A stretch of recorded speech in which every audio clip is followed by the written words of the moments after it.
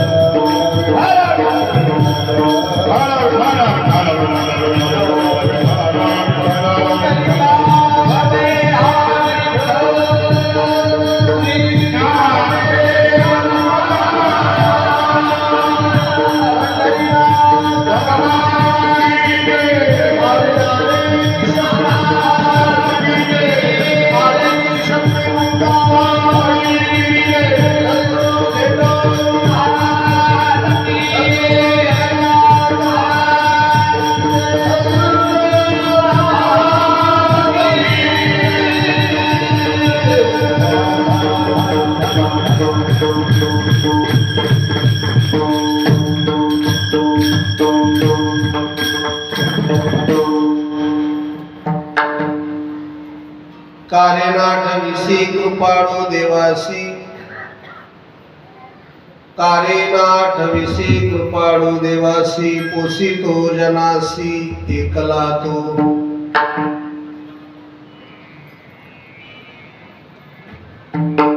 बाळा दुधा कोण करीते उत्पत्ती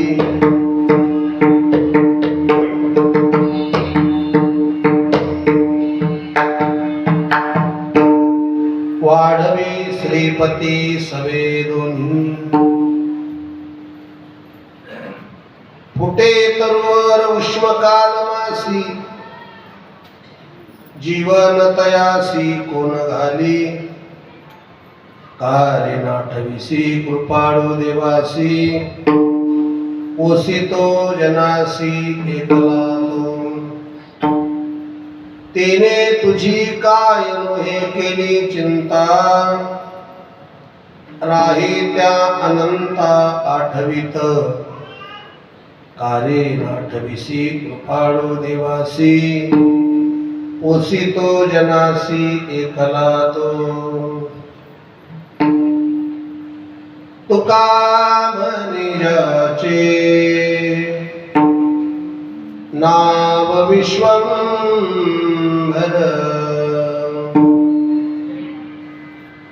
त्याचे निरंतर ठाण धरी कारे नाठवीसी कृपाळू देवासी ओसितो जनासी एकला तो सच्चिदानंद रूपाय विश्वोत्पत्त्यादि हेतवे तापत्रय विनाशाय श्री कृष्णाय वयं नमः। विभुं वेणुनादं चरन्तं दुरन्तं स्वयं लीलया गोपवेशं दधान गवां वृन्दकानन्दनं चारुहासं परब्रह्मलिंगं भजे पांडुरंगं। पांडुरंगा करू प्रथम नमन दुसरे चरण संताचिया त्यांच्या कृपादानी कथेचा विस्तारू बाबाजी सद्गुरु दास तुका। ओम नमो ज्ञानेश्वरा करुणा करा दयाळा तुमचा अनुग्रह लादलो पावन झालो चराचरी सोपान सासवडी त्र्यंबक निवृत्ती इंद्रायणी तिरी माऊली म्हणताती वराळ खानदेशी मुक्ताई नगराला नमस्कार माझा मुक्ताई माऊलीला। मुक्ताबाई नाम त्रिभुवन पावो मुक्ताबाई नाम त्रिभुवन पावो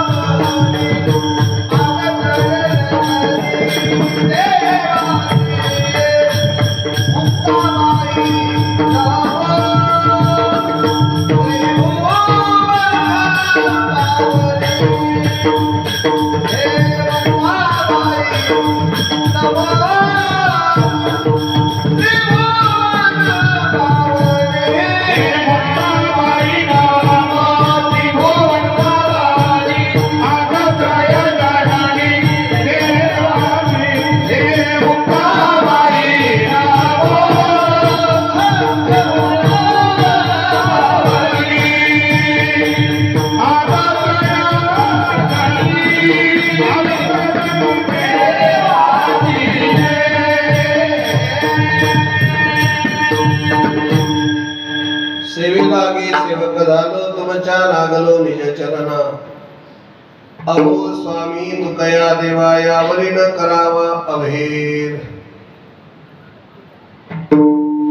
कारे नाठविसी कृपाळू देवासी कारे ना आठविसी कृपाळू देवासी ओसितो जनासी एकला तो चराचरामध्ये अदृश्य स्वरूपाने वास करणारी ब्रह्मचित्कला योगमाया आदिशक्ती मुक्ताबाई सर्वांच्या हृदयामध्ये चैतन्य स्वरूप विराजमान परमपिता परमेश्वर प्रस्तुत प्राप्त प्रसंगी आपल्या या पुण्य पावन अशा संतांच्या पदस्पर्शाने पावन झालेल्या आदिशक्ती आईसाहेब मुक्ताबाईंच्या कृपाक्षेत्राखाली असलेल्या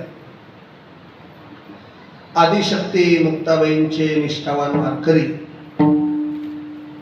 सद्गुरू झेंडूजी महाराज परंपरेतील सर्व संत महात्म्यांच्या पदस्पर्शाने नित्य वास्तव्याने पावन पुनीत झालेली भूमी आपला हा परिसर,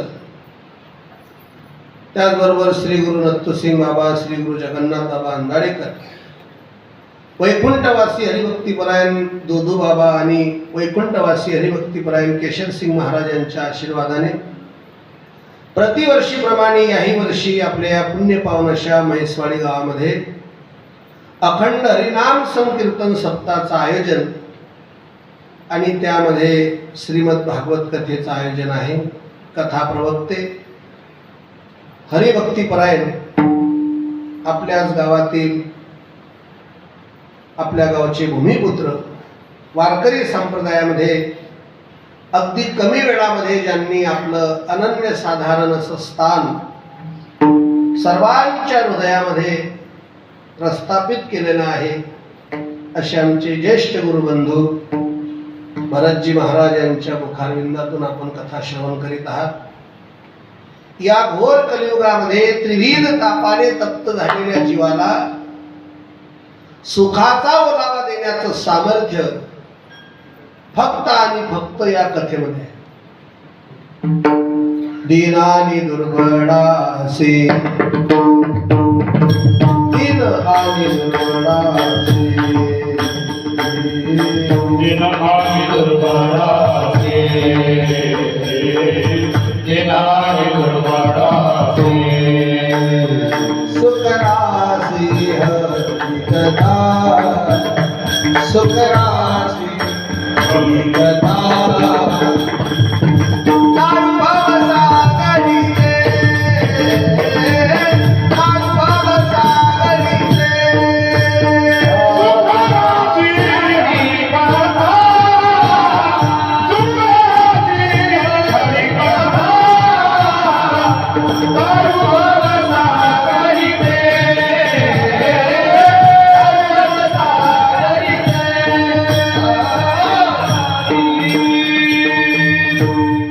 दीन आणि दुर्बळासी सुखराशी हरिकथा. दीन या शब्दाचा अर्थ काय आहे? ज्यांच्याकडे दारिद्र्य रेषेचं कारण आहे, ज्यांना काही निराधार योजना सुरू आहे, असं काही संत महात्म्यांची व्याख्या पहा. इंद्रियाचे दिनी, जे इंद्रियाच्या अधीन जीव आहे या कलियुगामध्ये, त्या प्रत्येक जीवाला सुख प्राप्त करण्याचे एकमेव साधन दीनानी दुर्बळासी सुखराशी हरिकथा. तानुभव सागरीचे पूंजनीच अधिकारी, कथा दुःख हारी, कथा मुक्त करी. कथा याची बरी. कोणाची कथा? विठोबाची कथा, भगवंताची कथा. कथा अनेक आहेत, एवढ्या मोठमोठ्या कथा आहेत की रात्र संपते पण कथा संपत. काही कथा एका वाक्याच्या असतात. एक होतं गावात होतं पोस्ट, झाली मी गोष्ट, एवढीच असते त्या कथा अनेक आहे. आपण भावगीत ऐकतो, श्री हरी जगत पिता दूर करी तो व्यथा, दूर करी तो व्यथा. ऐका, सत्यनारायणाची ही कथा आहे. या कथा काही काल्पनिक आहे, काही अशा परंपरागत चालत आल्या. पूर्वीच्या काळी आजीबाई नातवाला कथा सांगायची. पूर्वीच्या काळी याकरता बोललो मी की आता आजीबाई नातवाला कथा सांगत नाही. त्याचं महत्वाचं कारण आहे, आजीबाई नातवात राहतच नाही. पूर्वी आजीबाई नातवात राहत होती म्हणून ते कथा सांगत होती. आता त्या नातवाची जी मम्मी आहे तिला आजीबाई काही पटत नाही तिथे राहत. टिकोबा टिकाईने ठोबा रखुमाई, बाल्या बाल्याची माय बालीन 10 बाय 10ची खोटी, हे कावड लावून जाऊ दे म्हैसवाडी वाहून. काय पूर्वीच्या काळी संयुक्त कुटुंब पद्धती ती फार आता विरळ पाहायला भेटते आणि आम्हाला त्याचा अभिमान आहे. त्याचं एक मूर्तिमंत उदाहरण आमच्या समोर बसलेलं आहे. समस्त नारखेडे परिवार आहे की नाही. एकत्र कुटुंब पद्धती आताच्या काळामध्ये नाही, विभक्त कुटुंब पद्धती आहे. विवाह झाला म्हणजे लोकांना असं वेगळं निघायची घाई होती. आई वडील मोठ्या लाडाने त्या मुलाला बाबू म्हणतायत, बाबू म्हणतायत, बाबूला बेबी भेटते, बेबी बिबा भरते आणि बाबू वेगळा नाही. तर पूर्वीच्या काळी आजीबाई नातवाला कथा सांगायची. नातूबा आता मलाही सांगितली आहे, आपण भाग्यवान आहे, तुम्हालाही सांगितली असेल. हे आभाळ पूर्वी खाली होते. असा कोण अभाग आहे या मंडपात ज्यानं हे ऐकले नाही का? ऐकले की नाही तुम्ही? हो, हे आभाळ पूर्वी खाली होत. मग आजी म्हणायची नातूबा एक बाई झाडत झाडत तिच्या पाठीला ते आभाळ लागलं आणि तिची मग त्या वेळेला ज्वार आली त्या बाईची. तिने घेतला फडा मारला, ते जे वरती गेलं. अजून 2026 13/4 रात्री 9 वाजेपर्यंत खाली नाही आलंच नाही. ऐकल्या की नाही या कथा? आता हे कथा पहिले बरी होती. आता जर एखाद्या KG1 KG2 अशा इंग्रजी माध्यमामध्ये शिकणाऱ्या CBSE पॅटर्नच्या मुलाला सांगितले तर तो पप्पाला सांगेल, पप्पा पहिले आजीने दवाखान्यात नाही, त्याची ट्रीटमेंट करायला. पण ही कथा जी आहे श्रीमद भागवत महापुराणाची, ही कथा नाही मानत. ग्रंथ नव्हे हा श्रीकृष्ण गीते वेदी मन पूर्ण अनन्य होता या शरण खचित टरे जन्म मरण त्रितापदाती चिरे शांती नातही वदते कृष्णपदी येऊ माता आरती करू तुझ भगवंता.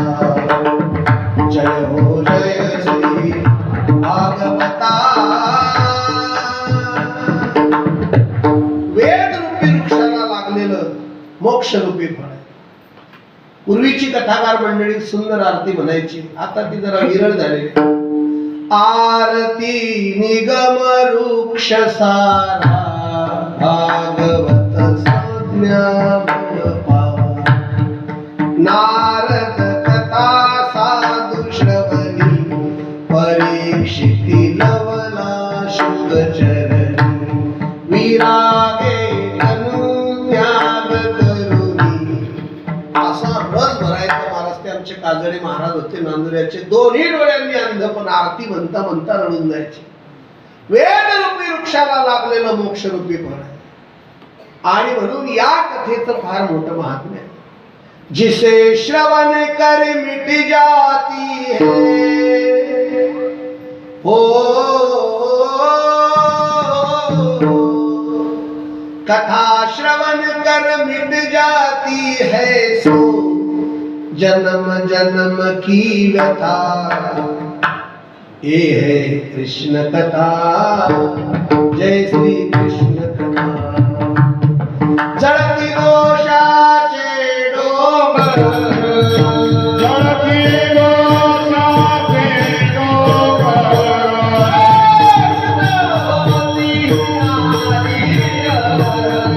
सुध होती नारी नर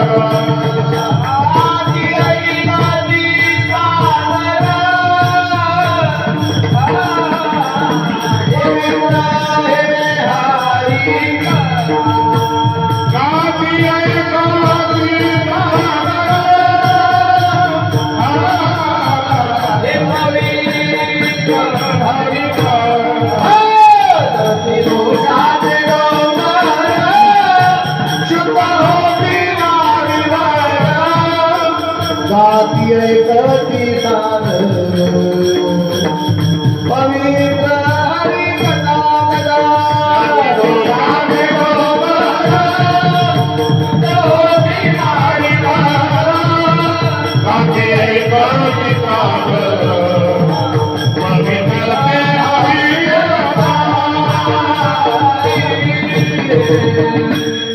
या कलियुगामध्ये असे अनंत जीव आहेत की ज्यांना आधी परमार्थाची गोडी नव्हती, पण ज्यांनी भगवंताचं चरित्र श्रवण केलं आणि चरित्र श्रवण केल्यानंतर त्यांना भगवत भक्तीची काय लागली, गोडी लागली. अशी या मंडपातील बरेचसे लोक असतील की महाराज आम्हाला आधी परमार्थ माहीतच नव्हता, पण कथा श्रवणाने आमच्या जीवनामध्ये कथा काय करते. कथा या भागवत कथेचे 5 मुख्य फल आहेत. त्या 5 मुख्य फलामध्ये पहिलं फल असं आहे, ते जीवाला निर्भय बनवते. महाराज मरण माझे म्हणून गेले मग केले अमर. ही कथा प्रश्न उत्तराची कथा आहे. राजा परीक्षितीने विचारावं आणि भगवान शुकदेवांनी उत्तर द्यावं. करेल जो प्रश्न सांगेल जो कथा. आणि सर्व विचारल्यानंतर शेवटी ज्या वेळेला आता कथा समापनाची वेळ आहे, त्या वेळेला भगवान शुकदेव महाराजांनी राजा परीक्षितीला विचारलं, राजा कथा ऐकलीस तू? म्हणे हो महाराज. आता माझ्या एका प्रश्नाचं उत्तर दे. ते जर तू खरं दिलंस, मला अपेक्षित उत्तर दिलं, तर मी समजेल तू कथा ऐकली. अन्यथा नडी फुंकली सोनारे, तू ऐकलीच नाही. म्हणजे विचारा महाराज. आता तक्षक नावाचा सर्प येणार आहे राजा आणि तुला दंश करणार आहे. तू मरशील का? काय प्रश्न आहे? तू मरशील का? 7 दिवसाआधी राजा परीक्षिती कासावीस झालेला आहे. प्रत्येकाला विचारतो, काय मी उद्धार पावे, काय कृपा करील नारायण. ऐसे तुम्ही सांगा संतजन, करा समाधान चित्त माझे. संत म्हणायचे आमचंच ठिकाण नाही. हे जी जन्म जन्म मुनी जतन कराई, अंतकाल राम आवत नाही. नखाच्या चुंबड्या झाल्या, जटा जमीन झाडायला लागल्या. आमचा अंतकाळ चांगला होईल की नाही आम्हाला माहित नाही. आणि राजा तू काय म्हणतोय आम्हाला सांगता येणार नाही. मग भगवंताच्या प्रेरणेने भगवान शिवदेवजी आले. मरणाची भीती राजा परीक्षितीला होती, पण आता कथा ऐकून राजाचं उत्तर ऐका. फार महत्वाचा विषय आहे. राजा परीक्षिती म्हणतोय, महाराज तक्षक येणार आहे, तो मला दंशही करणार आहे, पण तुमचा प्रश्न आहे मी मरणार आहे का? तर माझं उत्तर असं आहे, मी जन्मालाच आलो नाही तर मरणार कुठून? हे ज्ञान श्रीमद भागवत कथेचं आहे. तक्षक येईल, दंश करेल, पण मला नाही, माझ्या देहाला. देह आणि आत्मा या 2 भिन्न गोष्टी आहे. देह नाशिवंत आहे, आत्मा अविनाशी आहे. याचं परिपूर्ण ज्ञान देण्याचं सामर्थ्य ज्या कथेमध्ये, ती श्रीमद भागवत कथा. आणि अखंड हरिनाम संकीर्तन सप्ताह 4थ्या दिवसाची कीर्तनाची सेवा. माझ्या